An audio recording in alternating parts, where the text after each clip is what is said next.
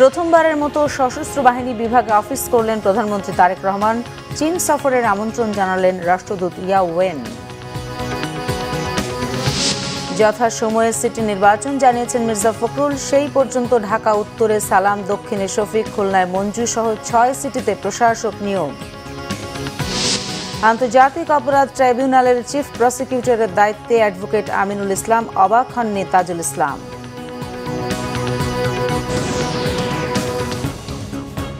দেখছিলেন crown cinema সংবাদ শিরোনাম, এবারে বিস্তারিত। প্রধানমন্ত্রী তারেক রহমান প্রথমবারের মতো ঢাকা সেনানিবাসে সশস্ত্র বাহিনী বিভাগে অফিস করেছেন। সকাল 9টায় প্রধানমন্ত্রী তার অফিসে পৌঁছেন। প্রধানমন্ত্রী তারেক রহমানকে সেখানে স্বাগত জানান 3 বাহিনীর প্রধানরা। প্রধানমন্ত্রী সশস্ত্র বাহিনী প্রধানদের সঙ্গে শুভেচ্ছা বিনিময় করেন। এরপর প্রধানমন্ত্রী দিনের কার্যসূচি অনুযায়ী লেফটেন্যান্ট জেনারেল মীর মুশফিকুর রহমান এবং মেজর জেনারেল কায়সার রশিদ চৌধুরীকে র্যাঙ্ক ব্যাজ পরিয়ে দেন। এ সময় উপস্থিত ছিলেন প্রধানমন্ত্রীর প্রতিরক্ষা উপদেষ্টা অবসরপ্রাপ্ত brigadier general doctor AKM Shamsul Islam, সেনাবাহিনী প্রধান জেনারেল ওয়াকারুজ্জামান, নৌবাহিনী প্রধান অ্যাডমিরাল মোহাম্মদ নাজমুল হাসান, বিমান বাহিনী প্রধান air chief marshal Hasan Mahmud Khan, প্রতিরক্ষা সচিব মোহাম্মদ আশরাফ উদ্দিন, প্রধানমন্ত্রীর প্রেস সচিব সালেহ শিবলি ও অতিরিক্ত প্রেস সচিব আতিকুর রহমান রুমন। প্রধানমন্ত্রী তারেক রহমানের সাথে সৌজন্য সাক্ষাৎ করেছেন ঢাকায় নিযুক্ত চীনের রাষ্ট্রদূত ইয়াও ওয়েন। সকাল 11টায় সচিবালয়ের মন্ত্রিপরিষদ বিভাগে সাক্ষাতের সময় দুদেশের বন্ধুত্বপূর্ণ সম্পর্ক আরও জোরদার এবং পারস্পরিক স্বার্থ সংশ্লিষ্ট নানা বিষয়ে আলোচনা হয়। এ সময় প্রধানমন্ত্রীর উপদেষ্টা হুমায়ুন কবির উপস্থিত ছিলেন। পরে সাংবাদিকদের তিনি জানান, প্রধানমন্ত্রী তারেক রহমানকে শুভেচ্ছা জানিয়েছেন চীনের প্রেসিডেন্ট শি জিনপিং। প্রেসিডেন্টের শুভেচ্ছা বার্তা তারেক রহমানকে পৌঁছে দেন রাষ্ট্রদূত। উপদেষ্টা জানান, তারেক রহমানকে চীন সফরের আমন্ত্রণ জানানো হয়েছে। দুদেশের সম্পর্ক আরও জোরদার হবে বলে আশা হুমায়ুন কবিরের।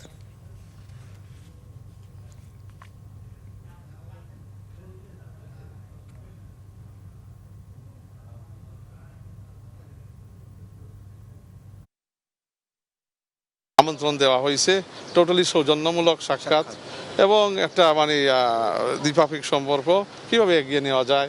চায়না দীর্ঘদিনের বাংলাদেশের বন্ধু এবং কিভাবে দুই দেশের মধ্যে একটা ডেভেলপমেন্ট পার্টনার হিসেবে কিভাবে কাজ করা যায়। প্রেসিডেন্ট সাহেব এই মেসেজ নিয়ে আসছেন যে আপনার ম্যান্ডেটকে চায়নার প্রেসিডেন্ট প্রেমিয়ার রেকগনাইজ করেন এবং বাংলাদেশের মানুষ যে একটা সুন্দর নির্বাচনের মাধ্যমে আপনাকে নির্বাচিত করছে, এটার শুভেচ্ছা জানানোর জন্য। সরকারের প্রতিশ্রুতি অনুযায়ী কৃষক কার্ড চালুর বিষয়ে আন্তঃমন্ত্রণালয় সভা হয়েছে। সচিবালয়ে কৃষক কার্ড চালু সংক্রান্ত আন্তঃমন্ত্রণালয় সভায় সভাপতিত্ব করেন প্রধানমন্ত্রী তারেক রহমান। উপস্থিত ছিলেন LGRD মন্ত্রী মির্জা ফখরুল ইসলাম আলমগীর, অর্থমন্ত্রী আমির খসরু মাহমুদ চৌধুরী, ভূমি মন্ত্রী মিজানুর রহমান মিনু, কৃষি, খাদ্য, মৎস্য ও প্রাণী সম্পদ মন্ত্রী হাজী আমিনুর রশিদ ইয়াসিন, অন্য মন্ত্রী প্রতিমন্ত্রী সহ সংশ্লিষ্টরা। সভায় কৃষকদের ফসলের ন্যায্য মূল্য নিশ্চিতে এবং দ্রুত কৃষি কার্ড চালুর বিষয়ে আলোচনা হয়েছে।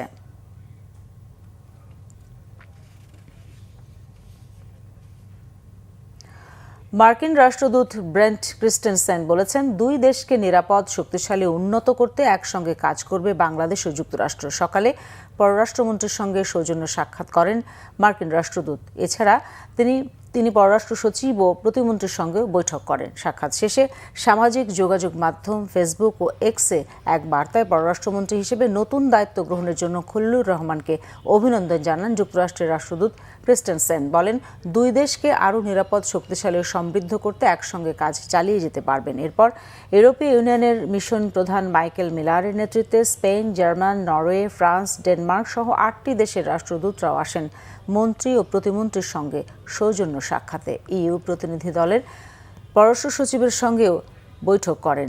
বৈঠকগুলোতে দেশগুলোর সঙ্গে বাংলাদেশের স্বার্থ সংশ্লিষ্ট বিষয়গুলো গুরুত্ব পায়।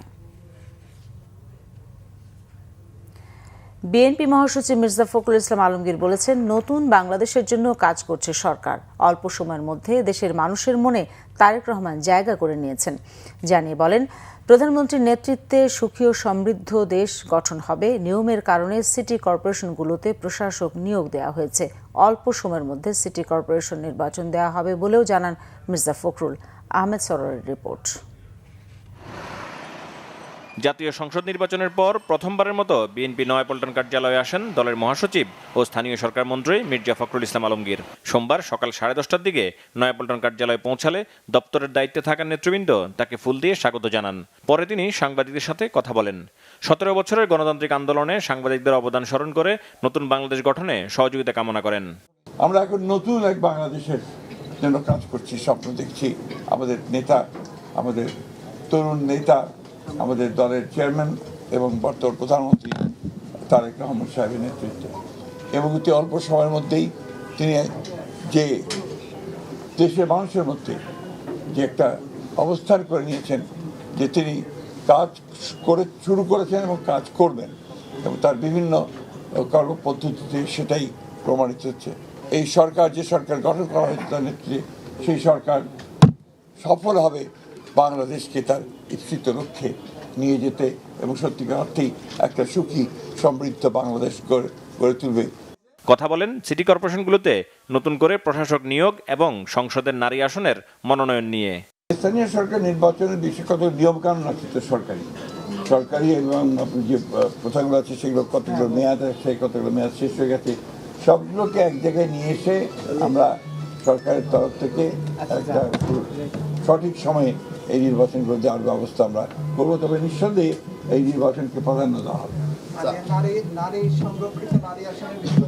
এটা তো আপনার পার্লামেন্টের সিদ্ধান্ত হবে, আপনার যেটা হওয়ার।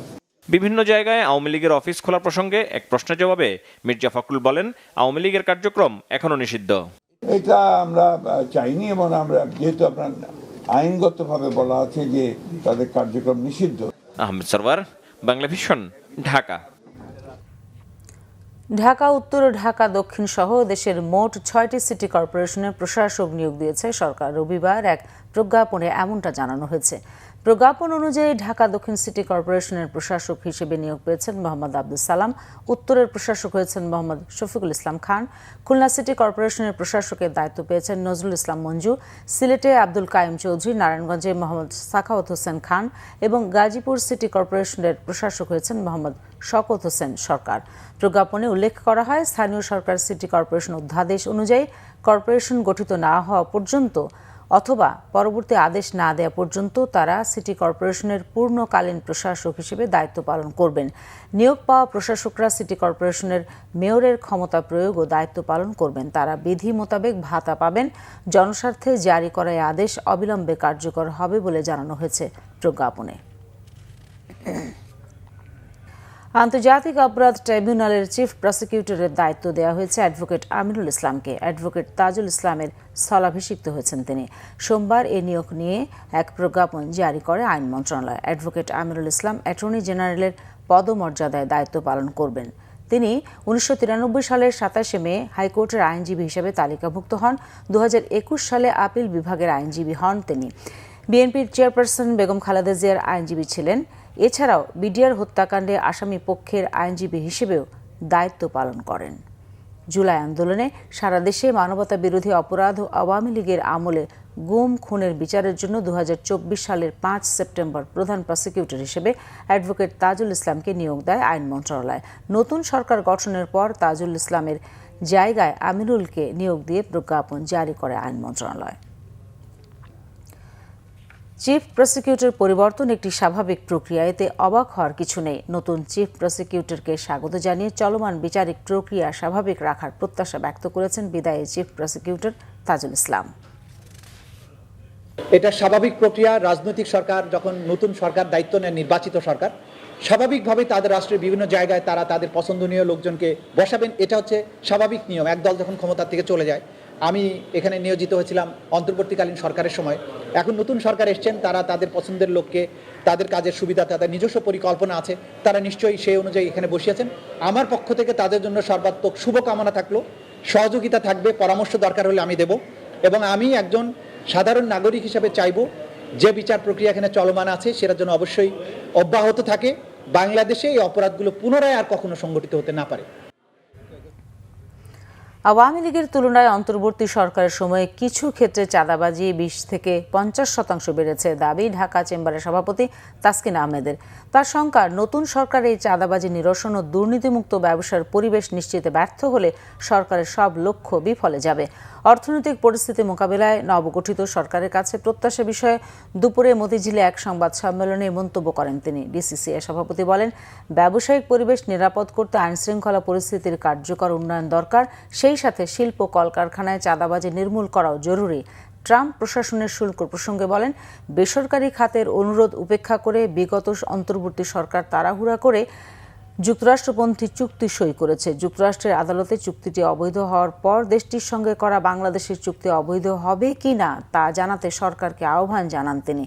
তাসকিন আহমেদ বলেন, মূলধন ঘাটতির কারণে ঋণ খেলাপি বেড়েছে। অনিচ্ছাকৃত খেলাপিদের ব্যবসায় ফেরাতে প্রয়োজনীয় চলতি মূলধন সহায়তা দেয়া এবং ঋণের সুদের হার সহনীয় পর্যায়ে নামিয়ে আনার দাবি জানান তিনি।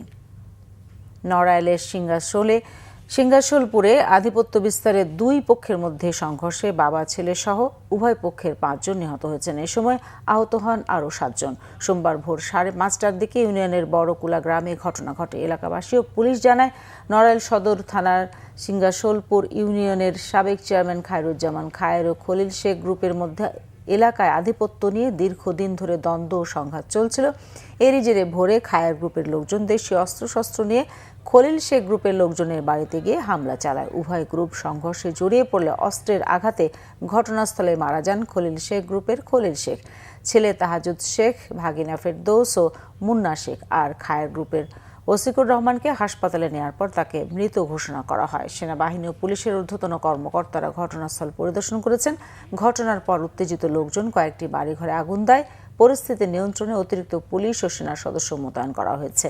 সহিংসতা এড়াতে সবাইকে শান্ত থাকার আহ্বান জানিয়েছে প্রশাসন। আধিপত্য বিস্তার নিয়ে তাদের ভিতরে বিরোধটা অনেক পুরনো। ভিকটিম পক্ষ যে তারা এবং এই আক্রমণকারী গ্রুপ তারা একসময় একই গ্রামে বসবাস করত, কিন্তু তাদের এই দ্বন্দ্বের কারণে তারা এখন এখান থেকে ৩-৪ কিলো দূরে এখানে এই যে বড়কোলা এই জায়গাটার নাম, এখানে এসে বসবাস করতেছে। আমরা অবশ্যই যারা এই ন্যাক্কারজনক ঘটনার সাথে জড়িত তাদের প্রত্যেককে আমরা গ্রেফতার করব এবং আইনের আওতায় আনব। রাজধানীর হাজারীবাগে গ্যাস লিকেজ থেকে আগুনে একই পরিবারের ৪ জন দগ্ধ হয়েছে। তাদেরকে জাতীয় বার্ন প্লাস্টিক সার্জারি ইনস্টিটিউটে ভর্তি করা হয়েছে।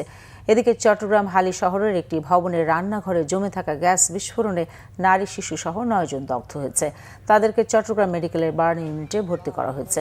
সোমবার ভোরে হালি শহরের এইচ ব্লকের এসি মসজিদ সংলগ্ন এলাকার হালিমা মঞ্জিলের ৬ তলা ভবনের ৩য় তলার একটি বাসায় এই বিস্ফোরণ হয়। এতে পুরো ঘরটিতে আগুন ধরে যায়। ফায়ার সার্ভিস সদস্যরা প্রায় ২ ঘন্টার চেষ্টায় আগুন নিয়ন্ত্রণে আনে। তবে ফায়ার সার্ভিস পৌঁছানোর আগেই দগ্ধদের হাসপাতালে নিয়ে যান স্থানীয়রা। তাদের ২ জন রানী ও পাখির শরীরের ১০০% পুড়ে গেছে। শিপন, সুমন, শাওন ও সাখাওয়াতের শরীরের ৪০ থেকে ৮০% পুড়ে গেছে।